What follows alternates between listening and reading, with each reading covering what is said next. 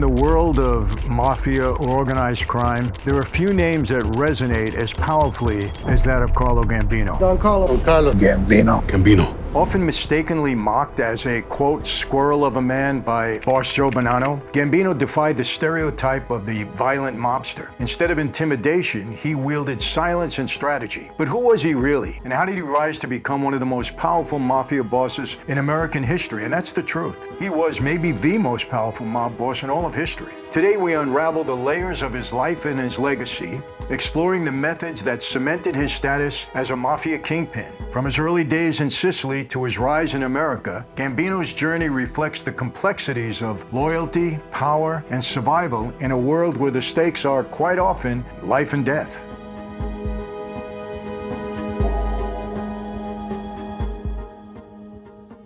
Gambino was born in Palermo, Sicily. He was born in either August or September of 1902. We don't really know when. I'm not sure if he knew when. But he grew up in a world that was ruled by the mafia in Sicily. I think we all know that. I mean, very prominent in Sicily back then and even now. His family's connections in the underworld set the stage for his future.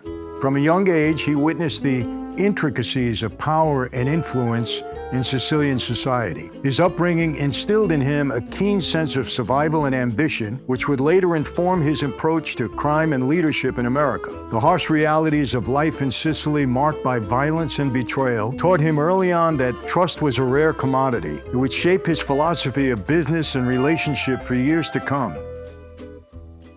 He was just 19 years old when he was smuggled into America. He didn't come here the normal way. He was actually hidden among crates of lemons and olive oil. Imagine that. But thanks to his family ties, he was able to bypass the harsh realities that most immigrants faced at that time. It wasn't like today, where you just crossed the border, you got in, people paid for you, you got, credit cards and all of that. No, it was different coming into the country back then. It was the way it should have been. His arrival in New York in 1921 marked the beginning of a new chapter in his life, where he would quickly adapt to the bustling, ruthless environment of the mafia or organized crime here in America. But he adapted, and this adaptability would prove crucial as he navigated the challenges of establishing himself in a foreign land. He didn't know America. The immigrant experience of hardship and resilience would fuel his ambitions, allowing him to empathize with others seeking success in a land of opportunity, even if it meant taking morally ambiguous paths.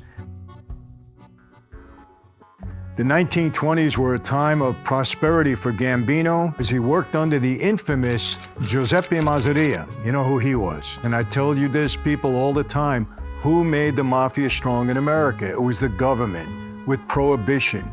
Before that, they were just a bunch of guys trying to make a living, doing what they had to do. Prohibition, that's what made the mafia begin to get strong in America. His initial involvement in the bootlegging trade provided him not only with financial gains, but also critical connections within the mafia, within the underworld. However, the criminal landscape was very volatile back then. Guys were fighting with each other, they were killing each other in the streets. This was before the commission, before Luciano organized everything. There's a lot of stuff going on. The Castellamorese War ignited fierce rivalries. It forced Gambino to really hone his skills in negotiation and strategy as he fought for survival and dominance in this cutthroat environment. And cutthroat it was. This was the era of Al Capone and everybody else during that time. They were killing each other in the street. You remember the drive-by shootings with machine guns? They invented drive-by shootings back then. These gangbangers just picked it up, but they invented it. His ability to read people and situations allowed him to make strategic alliances. He leveraged relationships to ensure his safety and his ascent in an era when loyalty was often a very fleeting concept. Again, there wasn't a lot of loyal people back then. They went where the money was. A lot of people killing each other back then. It was tough. And now you got a family that's loyal to you. And that loyalty is more important than your own life. With the fall of Masseria and Maranzano, planned by Lucky Luciano and Meyer Lansky, you remember that? We'll get into Lucky Luciano. Obviously, he was a prominent guy. We got to talk about him. But after those two were murdered, Gambino found himself in a position to rise within the Mangano family. He capitalized on the end of Prohibition. Many people, they didn't capitalize on the end of Prohibition. They were lost. They didn't manage their money properly, and now they had to get into other things. But he was strategic. He expanded his illegal liquor business, earning a reputation as a a shrewd operator. His ability to identify opportunities in chaos showcased his exceptional foresight. As Gambino ascended to capo, he began to form alliances that would solidify his influence and expand his operations throughout all of New York. He was very shrewd. He was only ever arrested one time. Can you imagine that? A guy with that kind of power and that kind of visibility, I guess, because he was rising in the ranks at that time. He was arrested one time, and he was fairly young. He was 35 years old. It was in 1937, and it was for tax evasion. He was convicted. He got 22 months in prison. Nothing. This would be amongst the shortest sentences of a man of his reputation would ever serve. As he strived to remain forever in the shadows, he was so smart in that regard. He wanted to stay away from both law enforcement and his enemies alike. He had a lot of self-control, and this self-controlled pattern of behavior, resulting in a very beneficial strategic expansion, was not merely opportunistic. It demonstrated his deep understanding of market dynamics and the importance of staying ahead of his competitors, setting the stage for his eventual takeover of the family. You know, in that life, you got to be very observant. You got to know everybody that's around you. You got to know their character. You got to know their moves. You got to know their likes and their dislikes if you're going to rise in the family. There's a lot of strategy involved in this. In order to rise in that environment the way he did, you had to read people pretty well. Now we're into the 1940s, and they brought new challenges, but Gambino thrived. How? He used the chaos of World War II to his advantage. Why? Because law enforcement was focused on the war effort. And because of that, organized crime, the mafia in this country flourished. The 40s were great. Remember, I say that the golden years of the mob, it started in the 40s, the late 40s, mid to late 40s, and it lasted right through the mid-80s when the RICO Act came in and started to do all that devastation. However, tensions within the Mangano family culminated in violence, a lot of stuff, a lot of bloodshed on the street. It led to the assassinations of both Vincent and Philip Mangano in 1951, the year I was born. This power vacuum allowed Gambino to position himself very strategically, displaying his calculated approach to maintaining control amidst uncertainty. His very keen instincts for detecting weakness in his rivals' positions allowed him to execute a well-timed takeover, ensuring that he was not just a survivor, but a master of manipulation in a treacherous game of power. Now we have the era of Albert Anastasia. He started to rise as boss, and that increased tensions because he was a wild man. But Gambino endured disrespect at that time, and he remained patient. From what I know, Anastasia didn't respect Gambino at that time, but he bid his time. You know, my father once told me, I was very upset when they broke him as a captain. They broke him as a capo regime. I was a captain at that time. They broke my dad. Persico said, "Sonny, you don't have to worry about that anymore. You don't have to take care of your men. We're going to break your captaincy. It's not an insult. We're doing it for your benefit. And this way you stay out of trouble. You don't get violated again." I think there was more to it. I was getting some power on my own at that time. My father's still a powerful guy, wielded a lot of influence. And I think Junior was more or less just keeping us in our place. Kept me as a captain because I was bringing money to him directly. There was no middleman at that point. But my father told me, just bide your time. Patience, son. Don't say anything. Don't complain. Just patience. I think Gambino showed that same patience. For him, it paid off. That moment came on October 25th, 1957, when Anastasia was gunned down in a barbershop. That scene is, it's epic. He's lying on the floor. The gunman came in, they shot him, boom, he went down. He got out of the chair, and he tried to, I think he had a gun on him, and he tried to shoot back. I don't know that for a fact. But he went down, that was it. And that's an iconic scene in the underworld. That's when Gambino was able to take advantage, and at that point, he became Don Carlo Gambino. Now, this transition marked a new era for the Gambino family, where his leadership style focused on discretion and long-term planning. He set a precedent for future mob operations, at least he tried to. His strategic vision, it transformed the family's operations, emphasizing low-profile management and avoidance of excessive violence, thereby extending their influence while minimizing law enforcement attention. He didn't believe in violence. Luciano didn't believe in violence. They did what they had to do when they had to do it. But after that, they didn't want it. They said, look, it's no good for business. We got to maintain a low profile. We got to be more business people. That's how we're going to thrive. When we have to use violence, we do it, but we minimize it. And that was so smart. That was the only way that the Mafia could survive in this country was with that agenda.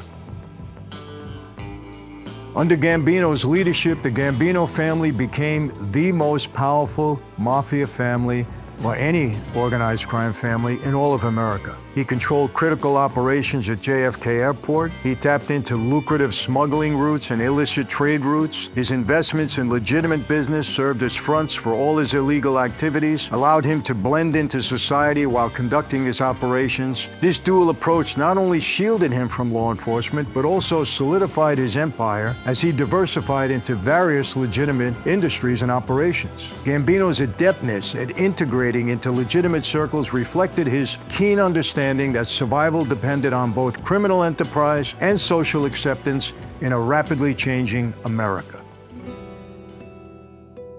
But no matter who you are, the road is not always easy in that life.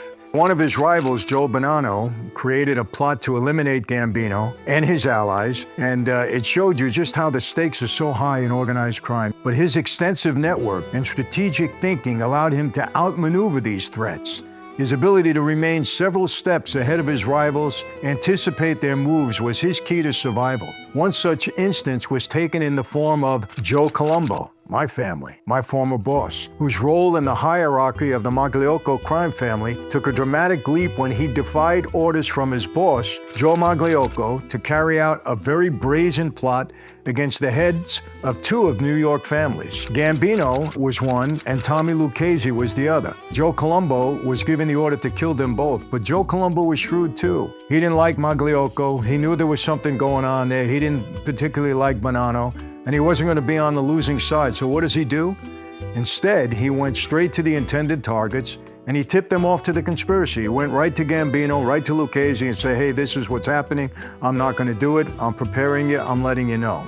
This prompted a demotion on Magliocco's part from Gambino and the rest of the commission. They went to him and they said, we know of the plot. You're demoted. You're out of the life. You're on the shelf, but we're going to spare your life. Why they did that, I don't know. However, even after they spared his life, he died a few months later. He died of a heart attack, I think, so he went out graciously, even after a plot like that. Normally, that doesn't happen. I'm surprised they didn't kill him. Well, Bonanno ran away, and then later, when he finally came back, they banned him to Arizona. As a result of Colombo's loyalty to Gambino and Lucchese, Gambino and Lucchese and the rest of the commission gave him his own family, and that's how the Colombo family came about. Joe, you have earned a seat at the table amongst us. This intricate dance of power played out against a backdrop of violence and betrayal, where alliances were forged and broken in the pursuit of dominance. Gambino's commitment to maintaining a strong, loyal inner circle ensured that he had both the muscle and the brains to navigate these turbulent waters. It reflected a profound understanding of human nature and the complexities of loyalty in the mob world. As Gambino aged, he even more so retreated from the public eye. He still managed his empire, but he managed it from the shadows. By the time he died in 1976, he died of a heart attack. He died in his bed, in his home, in Massapequa.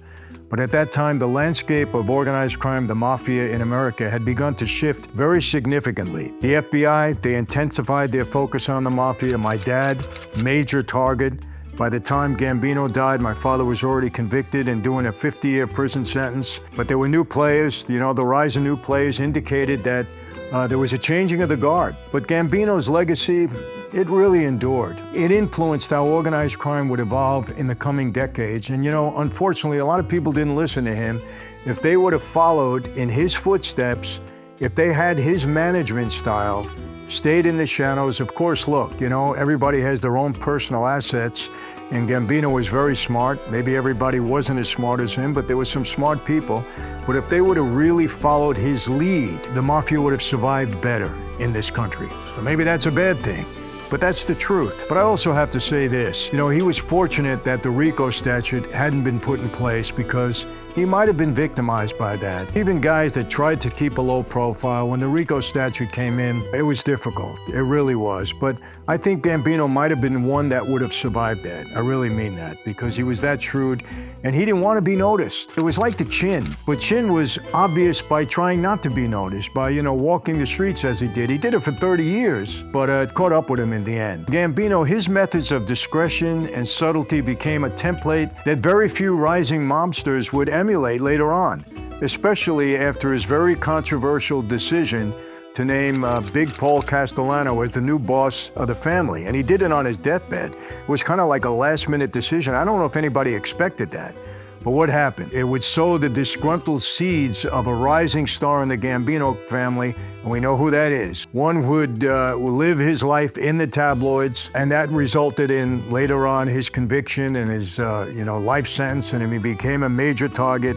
I don't have to say anything more. We know his name. It was John Gotti, the Teflon Don, the Dapper Don. And Carlo, this is John Gotti. That was a guy who didn't follow in Gambino's lead. I don't blame John for that. John was who he was. He made no bones about it. Was John Gotti's style an advantage to either himself or his family? I don't think so. It would have been much more to his advantage had he stayed in the shadows like Carlo Gambino. Might have been more difficult for him because of the timing. Who knows? You know, Joe Colombo, you can say the same thing. I admire Joe Colombo. He was a mentor to me after my father went away. I loved the guy, loved his family. You know, he was the boss of the family. And do you get out in the open like that with the Italian-American Civil Rights League, especially when the FBI was so focused on all of our families in New York, all of our families throughout the country at that time? Wasn't a good idea. Carlo did it right, did 22 months in prison, and ran the most powerful family in the country. So, Carlo, you know, this is kind of my tipping my hat to you, I would say. Hopefully you all enjoyed it. And my friends, before I go, I want to remind you, Franzese Wine, I now have a wine branded in my name from the world's oldest vineyards. We have alcoholic wine, of course, non-alcoholic wine, huge seller now. And the taste is terrific, my friends, really. You're going to enjoy this family atmosphere, wherever you want. It's wonderful wine. You're going to enjoy the taste. You're going to love it. I guarantee it. So go to franzesewine.com before we sell out because it's moving fast. That's an offer, once again, you can't refuse with a taste you're going to love.